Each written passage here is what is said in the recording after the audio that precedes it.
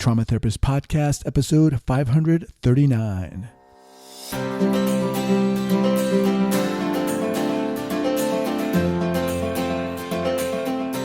All right, welcome back to the Trauma Therapist Podcast. My name is Guy McPherson.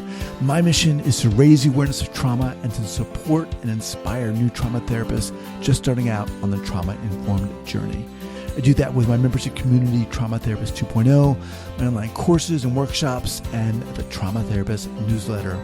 If you're a therapist of any kind and you work with individuals who've been impacted by trauma, I invite you to head on over to my website at thetraumatherapistproject.com. That's thetraumatherapistproject.com. All right, let's get started. All right, Casey. So let me just make sure I'm recording. Yes, we are. Okay. So 5, 4, 3, 2, and 1. All right, folks, welcome back to the Trauma Therapist Podcast. I am very excited to have as my guest today, Casey Stevens. Casey, welcome. Thank you. So happy to be here. All right. So Casey is a licensed psychotherapist, consciousness coach, and a healer with 10 years of experience who utilizes a multidisciplinary approach to cultivate a deep connection with their clients' sacred inner wisdom so they too can live their most meaningful life. Her process includes offering presence, attunement, release, restructuring, activation, and fortification. She says what she likes to do is kind of like tuning a fine piano. She listens in order to feel the sound waves, energy, and patterns and structure in a person with her hypersensory awareness and the ability to know which keys are out of tune and therefore needing to be restored and rebalanced. Well, it sounds something that's very necessary for a lot of us during this crazy time. But anyway, just a little bit about you, Casey. Share with the listeners before we get going here where you're from originally and where you're currently calling from, and then we'll dive in. Yeah, well, that'll be easy. Born and raised in Seattle, and I'm currently in Seattle. So, all right, very, very simple there. Well, let's dive in here. So, how did this path start for you? How the heck did you get into this field and specialization? Yeah. Well, it's a big question probably for lots of people, but it's been an interesting kind of circuitous path for me of I kind of almost think of it as this former life that I had that, I was married. I worked in interior design and kind of in that design field. And through lots of, frankly, personal pain and loss and dissolving of some of those structures that were set in place for me that were a huge part of my identity and my life for, 12 years. I mean, the beginning of my adulthood, really kind of started to unravel. And I got then the opportunity to choose what to do at that time. And I really leaned into, wanting to be more conscious and wanting to be more aware about what was happening and working towards healing that. And so entering into different forms of therapy and healing at that time, which, involved couples therapy, involved individual therapy, and getting to learn more just about myself and like, why the heck was this happening to me, right? So that really is the beginning. And it unfolded in a really, I would say, organic, beautiful way for me.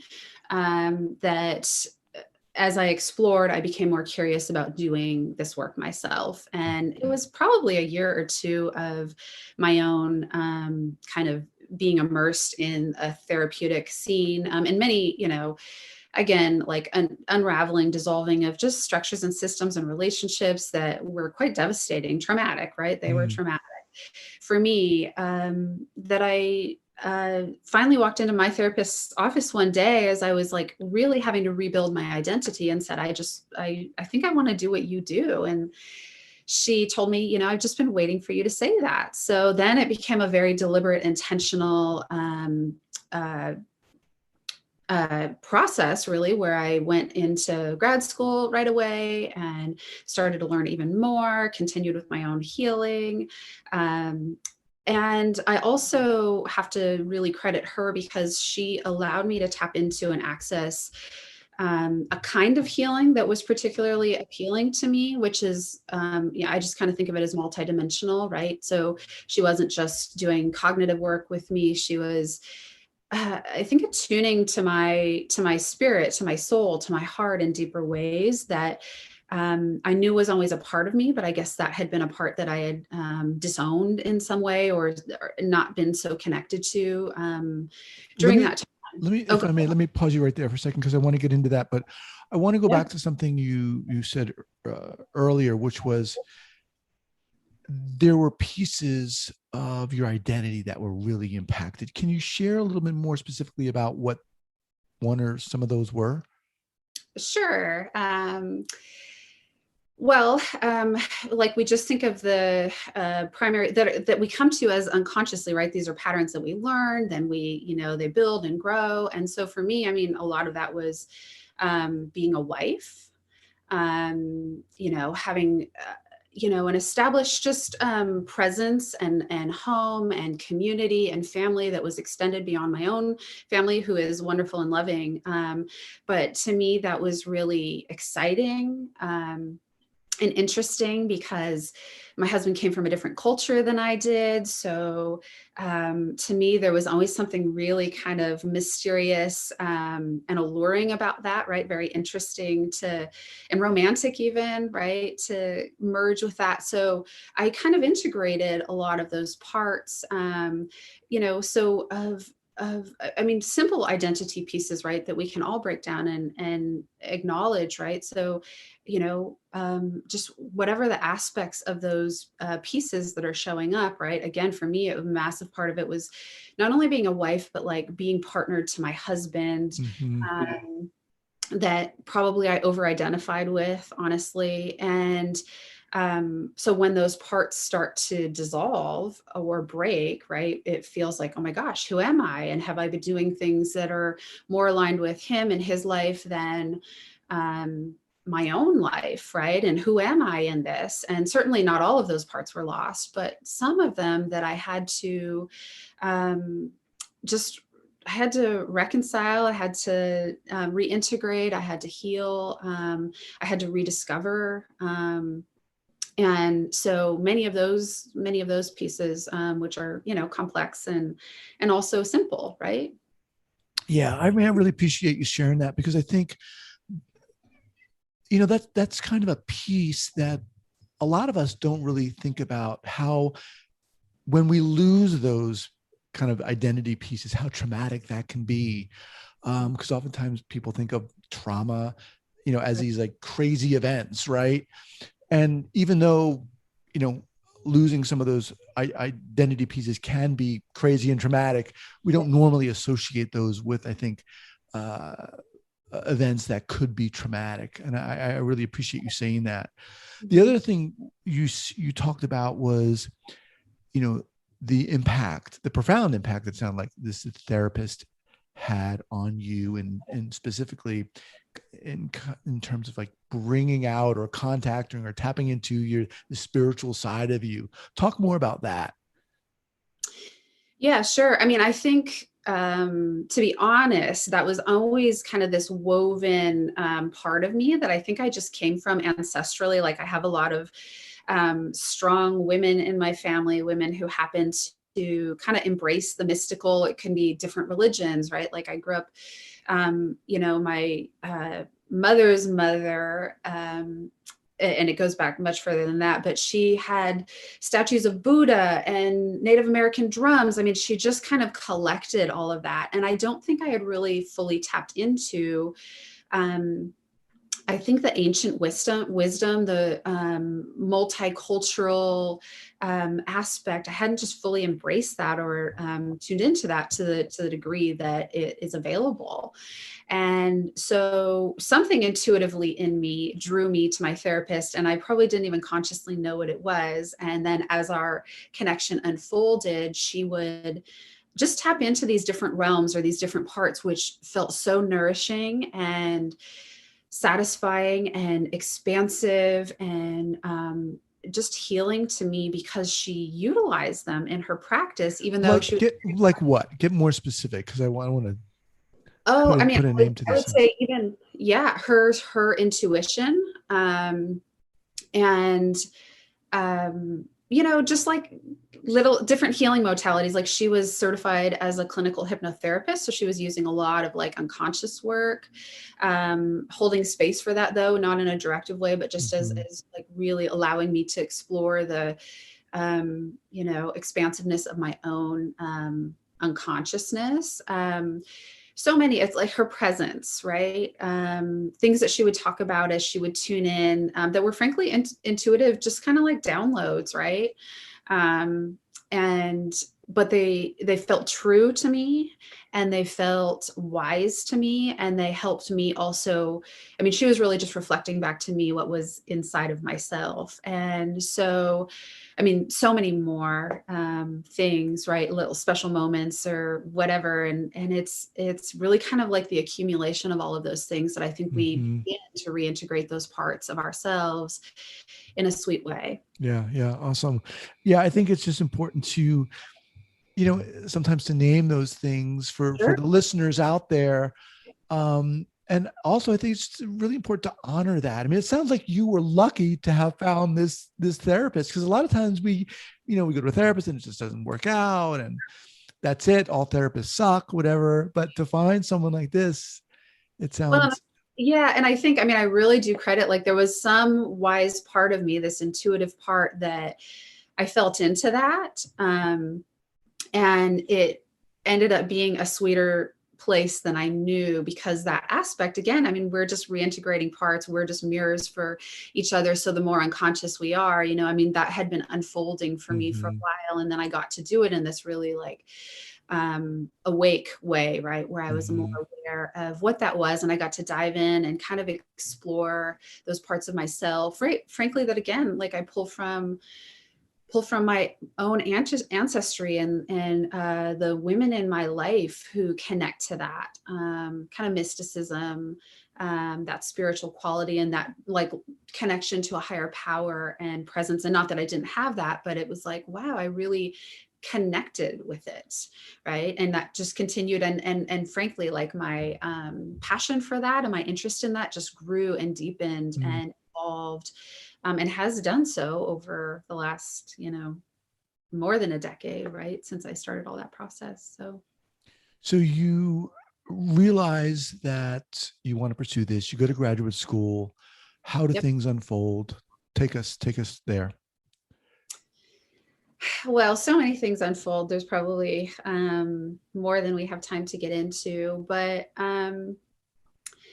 yeah, it unfolded, me, I think, just continuing to reclaim those parts of myself, understanding more like, this behavioral science and the systems, and not just from experiencing it, right, one on one with a therapist, which is, there's so much beauty in that parallel process, right? But then starting, because I do have this very kind of analytical, critical mind that wants to like understand how things work and have the bigger picture and all of that. So, I mean, it was a sacred place for me to explore that and take in that kind of material knowledge, that like science, of just human behavior and Mm-hmm. relationships and systems and all of that. And so, and that evolved. And I honestly, I had more, I would say, traumas and losses during that time too. And it just helped me to kind of absorb and integrate and transmute those, because of the work I continued to do on myself, and also the work that I was just learning about. Right.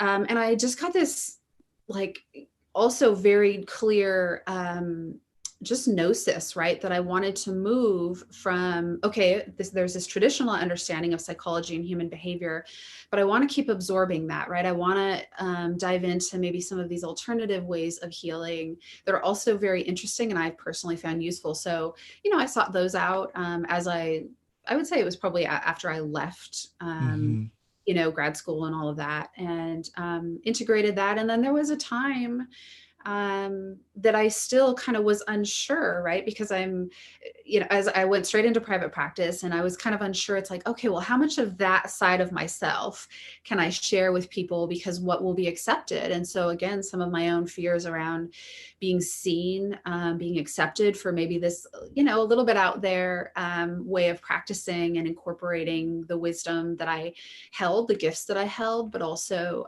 things that I was learning, and just like how will that work, right? If I'm opening a practice, I don't want the people to like scurry away and not be able to help them, because this is what I want to do and this is what I'm supposed to do. So I kind of struggled with that for a few years too, of Mm-hmm. just maybe over identifying with the very traditional parts of myself and my learning and my studies. And then eventually kind of being able to break out of that and knowing, you know what, I am holding on to something, this treasure, this part of myself that I'm doing my clients a disservice by not fully embodying that and expressing that and giving them access to it. But I'm doing myself a disservice too, because I'm not fully showing up in the truth Mm-hmm. of who I am. It's kind of reminding me of that your original Yes. identity loss in a sense, you know? Yeah, well, and it was just layers, right, of peeling that back. Right. So, which was a process. And to me, I mean, it was so big and had felt really like a trauma in many ways. And of course, I'm leaving out many pieces of all of that, for time's sake, because we could be here for days, but of just like how deeply woven that was into my system, that needed to be peeled back. And that just took time and space and patience and Mm-hmm. persistence and all of those things with my own healing, and frankly healing through the reflection that my clients sent back to me. So That's a really interesting piece that, what you're talking about here is struggling in a sense with how much do I share of who I am and what field. What did that look like in practice? How did you work through that? And at what point did you say, all right, something needs to shift. I need to just like open the gates more.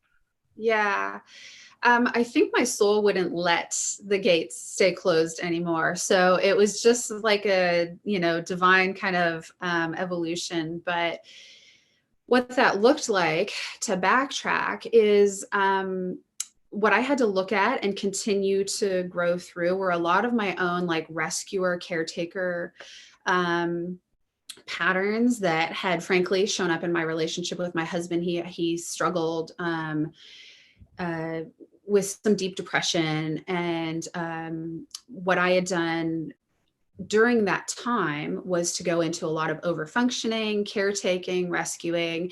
I didn't even know those were parts of me, but of course, those go back even longer than that. So when these difficult moments showed up, I leaned into that. And of course, coming from the best place of like deeply loving him, being devoted to our marriage, wanting to, make things better, but I was doing it in a dysregulated way, right? I was doing too much. I wasn't allowing him to have his own process. So again, like the way that was, and then frankly failing at that, right? Like I never, like this caretaker in me that wanted things to be so a certain way. It didn't work. Mm. Right. And that was because I was doing something for him that he couldn't do. So, or wouldn't do, or didn't, wasn't available to do. So, I think the healing of that inside myself continued to express itself for a while in different, smaller ways, of course, right? But when I would have a client who maybe was suicidal, or extremely depressed, not in their own power, not in their own dominion, not choosing healing, but choosing suffering, right? And victimhood. I noticed in small ways, again, this is early on in my career. I think I'm pretty good at detecting that now, and not overfunctioning, because really we're not helping anybody, right? When we do that, or we're doing it for our own, reasons. So the way that I even over-identified with that and hadn't even pulled out all of the ways that was still expressing itself in me, it took years to Mm-hmm. unwind. And so moving then from being a helper, right, or a caretaker or a rescuer in some instances, or instances that I over identified with personally, probably, and not that I did anything too extreme, but just like, am I putting more investment or more energy into this than they are, right? So Right. it's measuring that energy exchange at all moments. And I learned that what was most effective was to hold that container for people and give them the choice and the dominion and show them the truth of their power, reflect that back to them, but allow them to really choose healing from a place that they owned completely. And I just got to witness and participate in, but it belonged to them, right? It was them becoming more of themselves rather than me needing to do that from any unconscious wounded place that I had carried, frankly, just in my energy field, right? Yeah. I appreciate you sharing that. And obviously what you're talking about, one component of it is the necessity of doing one's own inner work and exploration of traumas and so forth, and Totally. how integral that is to being a therapist, right? Yes. For me, when I was seeing clients when I was in graduate school, so much of it was about just shoving as much information as I could into my head. And even though I had experience with therapists and been in therapy, I didn't realize how integral that was to doing the work in a sense. Yeah. You've shared a little bit about kind of early clinical errors, but can we put a frame around one that you'd like to share in what you learned from that? Like a specific incidence or just like Yeah, specific incidents. interesting. Well, I kind of, again, I kind of think about that. I mean, I can think of more than one. I can think of a handful, honestly, where I had people who, frankly, might have struggled with deep depression, clinical depression, suicide ideation and intent. And I, went up to that line. I mean, I would just like really didn't just go up to the line. I went over and would do this over functioning thing, rather than allowing them to have their process. And so, again, like a handful of where I'm trying to pull things out rather than just holding space, or I'm trying to instill or infuse something, that I think they might need, but I don't know what the wisdom of their soul really needs, right? Not allowing that to unfold. So again, I can think of like in my early career, and not that there were any drastic errors made, right? But just me over functioning, me trying too hard, me trying to rescue them from a state of being that they were in, and all good intentions. Um, but they, again, didn't have the space or the dignity of their own process to fully just sit in that and not have whatever feeling about it, because there was some way, and it might have been subtle, but that I was reaching, or I was desperate, or I was uncomfortable, right? Which is a big one, with their despair or their degree of kind of destitution or pain or whatever that was. And frankly, wanting to abandon themselves in that. So then what do? It's like, reel in. And so, again, I can think of a handful of, incidences where people were really struggling, and, and I'm sure obviously what I provided was useful, and probably a little too, useful, and not completely holding the space for them to just express that and move through it in a way that they were still okay, but that they had more ownership of, I would say. I hope that answers your question. Yeah, I appreciate that. I think a lot of people out there listening need to hear that, people who have experience have made quote unquote mistakes or errors, or there have been blips in awareness or consciousness. One of the things you talked about, Casey, that I want to bring up is, you talked about early on kind of owning maybe a more traditional identity of therapy, and you contrasted that with maybe what you're doing now. Talk more about that, because that dichotomy is very interesting to me. Talk more about that in a sense. Yeah. So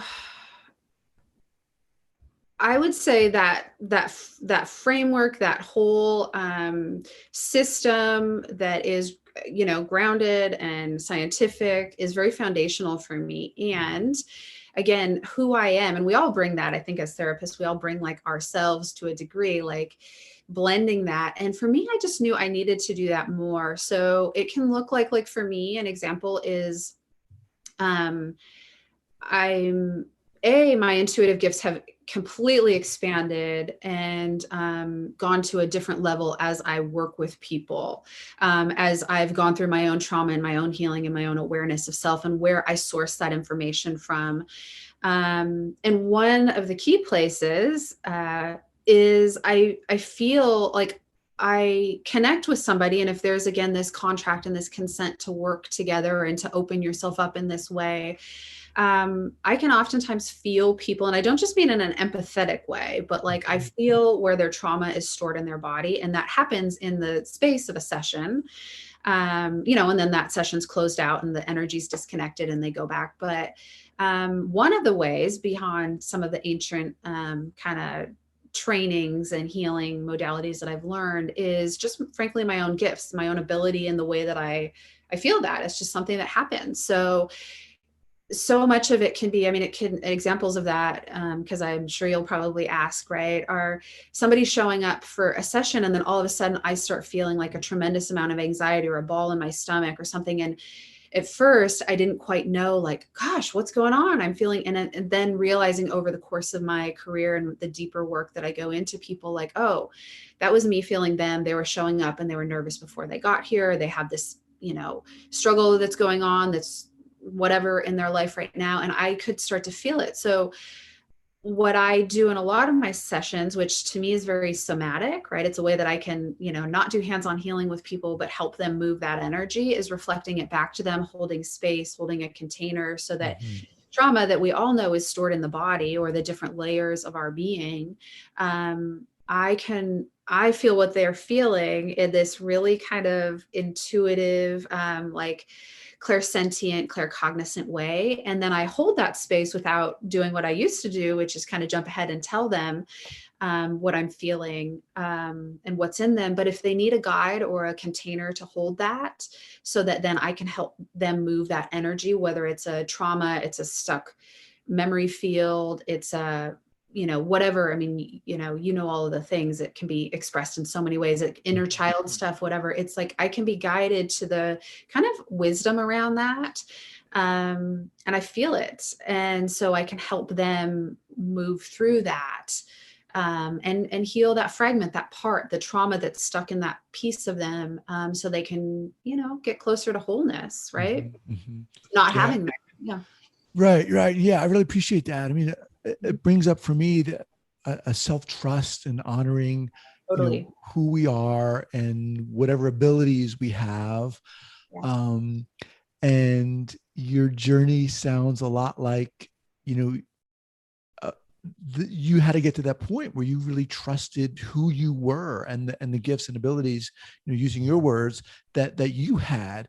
And I'm again putting myself in the seat of the listener who's listening to this and thinking, that makes a lot of sense to me. How do I aside or in addition from doing my own therapy, how do I find that or get into that, or what do I need to do to tap into that more?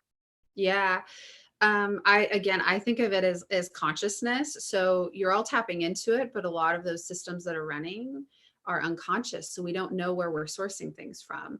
And you're exactly right, because when we lose our identity, or parts of our identity, or that has to be re-established, what's also lost primarily is trust, in who we are and what we knew, and how we experience things. And so building that up to a place where we can now trust, not externally what those things that we think we identify with are, but internally, like where that is sourced from, what we feel, what we know, what expands us, what contracts us. It's really kind of tapping into that on a deeper level, right? I think there are different layers of healing, right? So or experiencing life where things happen to us, then they happen for us, and then they eventually happen through us when we evolve Hmm. to that place of knowing we are the agents, but we can handle anything and we know how to handle it and what that feels like to move, which isn't, again, bypassing anything, but it's like being able, knowing that we can be with really hard things, trauma, whatever, we can be with it. And then that can move through us because there's a larger, bigger part of us that chooses that and is completely capable of it. Right. So, um, I mean, I help healers do this, and I say healers because I mean, therapists or people in healing fields, right? Tap in and know, like, okay, well, what am I feeling? Where am I feeling that? What does it mean? What's it connected to? And almost like breaking down, like we go so deeply into the minutia of something, to then bring it back out and expand that into the expression of ourself, to the interconnectedness that we have with other human beings. And just like the reason we're here, I think, on the planet, is that interdependence of relationship, our connection to, again, whatever our higher power is, and how all of that works inside systems and programs and structures that are around us. And how do we make the best of that? How do we tune into that? So I hope that Hmm. answers your question. Yeah, I think so. Let me just remind everyone that I'm speaking with Casey Stevens. And your website is shrinkbigger.com, correct? It is, Okay. yes. So you said you help people do this. Are you offering courses, coaching, what? And for whom? Yeah, I do have a coaching program that I kind of, again, will work with healers wanting to sort of embody this more mystical. And when I say mystical, I mean kind of like the unseen, right? So these parts of us that we might not be consciously aware of, but how do we become conscious of that? So I do that in groups and in courses. I work one-on-one with just clients, right? Clients who are curious about these aspects. They don't need to know a lot about it, but they want to learn. So Hmm. that could be anyone on the spectrum, right? Of any, frankly, kind of dysfunction or disturbance or dysregulation in their system, right? And helping them kind of tune in to the place so they can move from, this thing happened to me, or for me to really experiencing that through quality, right, of dominion. So of course I work one-on-one with people. I love doing that work. It's just like very close to my heart. And yeah, so those are some of the ways that I do all of that. Okay, awesome. All right. So as we kind of wrap up here, how about a go-to book recommendation, whether it's therapy Mm, related or not, or trauma related or not? What would you yeah, like to share? sure. Good question. So many books, so many beautiful things. One book that comes to mind, I read it years ago and it sticks with me really, is actually not a book about therapy at all, but just about the human experience and relationships and love and devotion. And there's an author and writer named Calvin Trillin, and he wrote a book about his wife, and maybe you've read it. Really like a beautiful tribute to her life and her life after she passed. And so that just kind of like touches my heart in a sweet way. The reverence that he shows, also like the challenge, right? The imperfection of the human quality, but also how that evolves and how we can still hold people and relationships beyond all time and space. So I love that one. It's called About Alice, if I didn't say that, Okay. by Calvin Trillin. And um, then I would say like therapeutically, which might also be kind of a little out there, but I love Joe Dispenza's work. If you know who Dr. Joe Dispenza is. And so one of my favorite books of his is Becoming Supernatural. Um, the book is about how we work with the quantum field and the science, frankly, of our human bodies and our body mind, and how if we're experiencing something in our body mind, we can be more powerful than that by, um, you know, pushing through it and doing certain, meditations and just accessing that all of that agency and power is in us to then access the quantum field. And we're always all accessing it, but by doing that in a intentional, mindful way so that we can then connect to the field. And again, this is all physics and science, and it's, he tracks and measures all of this stuff, which is just beautiful work, I think. But he really connects us being able to access the quantum field, the mystical experiences, and bring them back into our body in a very embodied way so that our body mind is wiser, it's stronger.